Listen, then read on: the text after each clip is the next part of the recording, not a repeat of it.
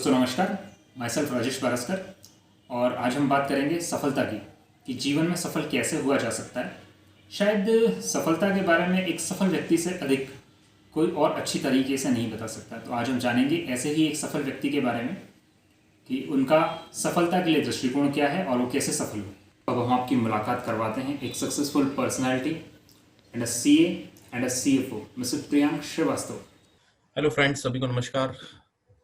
आशा करता हूँ आप सभी लोग घर पे स्वस्थ हैं, सेफ हैं एंड सारे नॉर्म्स का, सोशल डिस्टेंसिंग का पालन कर रहे हैं। First of all, thank you very much to Rajesh for asking me to prepare this video. You know, lots of people they keep asking कि प्रियंक भैया कैसे प्रिपरेशन करना है, क्या करना है। So there are like few things which I thought I should cover in this video and thanks to Rajesh, he pushed me to prepare this video for all of you. Priyank, आपके हिसाब से ये सफलता की परिभाषा क्या है? Successful means you are happy, you are doing what you want to do in life, and you are achieving what you want to achieve. And the most important key for this is to have a clear goal in your mind, and then you have to work hard. See, there is no shortcut to success, there is no shortcut to achieving your goals. You have to work hard, but मालूम तो होना चाहिए ना कहाँ जा रहे हैं, किस डायरेक्शन में जा रहे हैं। आप बिना डायरेक्शन के किसी भी दिशा में आगे पीछे आप होते रहोगे तो आप कहीं नहीं पहुंचोगे, you will reach nowhere. So it's very important that you have that target in your mind and then you work toward it. And that target ऐसा नहीं होना चाहिए कि पापा ने बोल दिया या पेरेंट्स ने बोल दिया या इसने बोल दिया तो मैं वो कर रहा हूँ। It has to come from your inside desire कि हाँ, मुझे ये पसंद है, मैं ये करना चाहता हूँ। अगर आप ऐसी कोई चीज ढूंढ लेते जो आप वाकई में पसंद करते, जरूरी नहीं वो पढ़ाई से रिलेटेड हो, जरूरी नहीं वो डिग्री हो, वो कुछ भी हो सकता है। अगर आप ऐसी कोई चीज ढूंढ लेते हैं और उसके लिए फिर मेहनत करते थे, आपको सक्सेसफुल होने से कोई नहीं रोक सकता लाइफ में। प्रियांक, अब थोड़ा जानते हैं आपकी पारिवारिक पृष्ठभूमि के बारे में और आपकी सक्सेस जर्नी के बारे में। मेरा नाम प्रियांक है, मैं एक चार्टर्ड अकाउंटेंट हूँ और एक इन्वेस्टमेंट और प्राइवेट इक्विटी फंड के साथ में as a head of finance काम कर रहा हूँ। मैं पहले राजेश के साथ में मैंने एज अ टीटी रेलवे में काम किया है। I started working at the age of 17। मेरी पहली पोस्टिंग बैतूल स्टेशन पर हुई थी एज अ टीसी। मैं 5-6 साल रेलवे में काम किया, साथ में मैं पढ़ाई भी कंटिन्यू करता रहा। मैंने ग्रेजुएशन बैतूल जेएच कॉलेज से की है। उसके बाद मैं अपना सीए की प्रिपरेशन किया। नागपुर से मैंने सीए का फर्स्ट लेवल और सेकंड लेवल, जिसको फाउंडेशन ऑफ इंटर बोलते हैं, वो क्लियर किया। उसके बाद फिर मैं मुंबई चला गया और वहाँ पे मैंने पीडब्ल्यूसी से 3 साल का ट्रेनिंग किया और उसके बाद सीए फाइनल क्लियर किया। तो फिर मैं रेलवे छोड़ दी और आज की डेट में मैं एज अ सीए जॉब कर रहा हूँ एक इन्वेस्टमेंट फंड के साथ में। प्रियांक, बहुत से लोगों के मन में आता है कि ये सीए का कोर्स एक्चुअली है क्या और इसकी तैयारी कैसे की जाए। सी, कोई एक फिक्स पाथ नहीं होता इन चीजों के लिए, सबका अपना अपना स्टाइल होता है। बट एक चीज मैं आपको बता सकता हूँ कि सीए का कोर्स जो है वो एक आसान कोर्स नहीं है, एक लंबा और थकाने वाला कोर्स है, जिसमें आपको अपना मोटिवेशन लेवल, अपनी तैयारी दिन ब दिन बढ़ानी पड़ती है। प्रियांक, ये सीए का जो एग्ज़ाम होता है उसका मॉडल क्या है और ये कितने चरणों में होता है? सीए के कोर्स में 3 लेवल्स होते हैं, जिसको फाउंडेशन, इंटर और फाइनल बोलते हैं। फाउंडेशन आप 12th के एग्जाम के बाद दे सकते हो। बहुत ज्यादा प्रिपरेशन नहीं लगती। अगर आपके कॉन्सेप्ट्स क्लियर है, आपने 11th-12th कॉमर्स से ही किया है, फिर तो कोई प्रॉब्लम ही नहीं होना चाहिए। अगर आपके कॉन्सेप्ट्स क्लियर हैं तो थोड़ी सी तैयारी के साथ में आप फाउंडेशन क्लियर कर सकते हो। उसके 1 साल बाद आपको इंटर का एग्जाम देना होता है। ये एक लाइक टोटल 7 सब्जेक्ट्स होते हैं इसमें और एक प्रॉपर प्रोफेशनल एग्जाम होता है। ये सब्जेक्टिव टाइप क्वेश्चंस होते हैं, जैसे आप 10th और 12th और ग्रेजुएशन के एग्जाम देते हैं वैसा एग्जाम होता है, वो आपको क्लियर करना होता है। जैसे ही आप इंटर क्लियर कर लेते हैं, उसमें 2 ग्रुप होते हैं, एक ग्रुप भी क्लियर कर लिया तो आप ट्रेनिंग के लिए एलिजिबल हो जाते हैं। इसको आर्टिकलशिप बोलते हैं हम लोग। सीए फाइनल देने के पहले आपको कम से कम 2.5 ईयर्स का आर्टिकलशिप करना कंपलसरी है। ये आर्टिकलशिप किसी सीए के अंडर में करना होती है, प्रैक्टिसिंग सीए के अंडर में। मैंने पीडब्ल्यूसी में ये किया है, तो आपको वो करना होती है। उसके बाद आप सीए फाइनल का एग्जाम दे सकते हैं। प्रियांक, मैंने सुना है कि सीए फाइनल की परीक्षा बहुत अधिक कठिन होती है। This is one of the toughest exams in India. इसका पासिंग परसेंटेज बहुत कम है और काफी सारे लोग बहुत मेहनत करने के बाद में भी इसको नहीं निकाल पाते हैं। So you have to be really really very sure कि आप अगर सीए करना चाहते हैं तो आपको इसको ओवरकम करना पड़ेगा।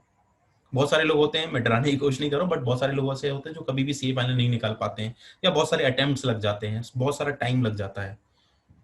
तो ये एक डिफिकल्ट एग्जाम है जिसकी आपको तैयारी करना होती है। जैसे आप फाइनल क्लियर करते हैं, आपका आर्टिकलशिप हो गया है, आपको सीए का मेंबरशिप नंबर मिल जाता है। जैसे डॉक्टर्स को मिल जाता है, लॉयर्स को मिल जाता है, ऐसे ही आपको भी आपका मेंबरशिप नंबर मिल जाता है। उसके बाद या तो आप प्रैक्टिस करें, खुद का एक फर्म खोल सकते हैं, या फिर आप फाइनेंस डिपार्टमेंट में जाके जॉब्स कर सकते हैं। चूँकि आप भी एक पिता हैं, तो हम जानते हैं आपसे कि सीए की तैयारी करने वाले या सीए के एस्पिरेंट्स जो हैं स्टूडेंट्स, उनके माता पिता के लिए, उनके मम्मी पापा के लिए आपका क्या संदेश है? जो भी बच्चे सीए की प्रिपरेशन कर रहे हैं या करना चाहते हैं, उनके पेरेंट्स को मैं एक ही सजेशन दूंगा कि उनके ऊपर कोई प्रेशर ना डालें। आप उनके साथ बैठें, उनसे बात करें और ये पता लगाने की कोशिश करें कि वाकई उनके बच्चे का इंटरेस्ट किस चीज में है। क्या वाकई उनका इंटरेस्ट सीए में है, नंबर्स में है? क्योंकि ये कोर्स 1 साल, 1.5 साल, 2 साल का नहीं है कि आप जबरदस्ती करके या थोड़ा बहुत मन बना के इसको कर लेंगे। 5 साल लंबी जर्नी है, और if you are not really interested in doing this course, trust me, आप नहीं निकाल पाओगे। बहुत लंबे आवर्स तक पढ़ाई करना होती है, बहुत सारी मेहनत करना होती है। तो एज अ पेरेंट आपको पता लगाने की कोशिश करना चाहिए कि बच्चे का वाकई इंटरेस्ट है या नहीं है। इंटरेस्ट है, बिल्कुल उसको इंकरेज कीजिए, उसको तैयारी कराने में हेल्प कीजिए। बट इंटरेस्ट नहीं है तो फिर पता कीजिए कि उसका किस चीज में इंटरेस्ट है।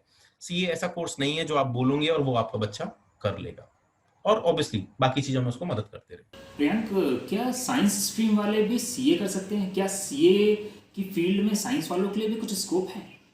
See, it's always better to identify what you want to do early in life. जितना जल्दी आप पता कर लोगे उतना आपका टाइम बच जाएगा। ऐसा नहीं है कि बहुत सारे साइंस स्टूडेंट्स सीए नहीं करते हैं, बहुत सारे साइंस स्टूडेंट्स सीए करते हैं, बट थोड़ी सी मेहनत एक्स्ट्रा करना होती है। अगर आपने 11th 12th कॉमर्स सीखी है तो ऑलरेडी आपको पीएनएल अकाउंट, एडजस्टमेंट्स, वो सारी चीजें ऑलरेडी समझती हैं। आपको अकाउंट्स कैसे बनाना है वो सब समझता है आपको, तो आपका जर्नी थोड़ी इजी हो जाती है। बट हैविंग सेड दैट, ऐसा नहीं है कि अगर आपने साइंस से 11th 12th किया है तो अब आप सीए कर ही नहीं सकते। ऐसी कोई रिस्ट्रिक्शन नहीं है, और ऐसा कुछ है नहीं जो आपको समझ में नहीं आएगा। तो ऐसी कोई प्रॉब्लम नहीं है, साइंस के स्टूडेंट्स आराम से सीए कर सकते हैं। शुरू में थोड़ी ज्यादा मेहनत करना पड़ती है। प्रियंक, हम ये जानना चाहेंगे कि किसी भी एग्जाम की तैयारी के दौरान हम मोटिवेटेड कैसे रहें? सी, मोटिवेशन जब आप वो कर रहे हो जो आप करना चाहते हो, आप अपने आप मोटिवेटेड रहोगे, आपको कोई रोक नहीं पाएगा। But as I said in पहले मैंने जो आपको बोला, there is no shortcut to success. You have to and you have to work hard. उसका कोई भी अल्टरनेटिव नहीं है, वो तो करना ही पड़ता है। आप सीए क्या, कोई भी फील्ड में चले जाओ, आपको लगेगा इजीली सब मिल जाए, तो इजीली सब नहीं मिलता। जो अपने फादर का बिजनेस भी टेक ओवर कर लेते हैं, उनके लिए भी सब कुछ ईजी नहीं होता है, नए नए चैलेंजेस आते हैं उनके लिए भी। सो बिना मेहनत के कुछ नहीं कर होता है, मेहनत तो करना ही पड़ेगी। अप्स एंड डाउन्स भी आते ही रहेंगे। अगर आप जिंदा हैं तो आपकी हार्ट बीट ऐसे ऊपर नीचे ही चलती है ना। अगर वो प्लेन होगी that means you are dead.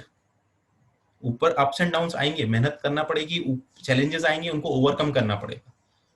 But हाँ, मजा ज्यादा आएगा अगर आप वो कर रहे हैं जो आप करना चाहते हैं। प्रियंक, अब जानते हैं आप सर आपका सक्सेस मंत्र जो आप हमारे बच्चों से शेयर करना चाहें। यही मेरी सजेशन है कि अपने गोल को पहचानें और उसके लिए फिर पूर्ण रूपेण तरीके से उसके ऊपर मेहनत करें। सक्सेस आपको पक्का मिलेगी।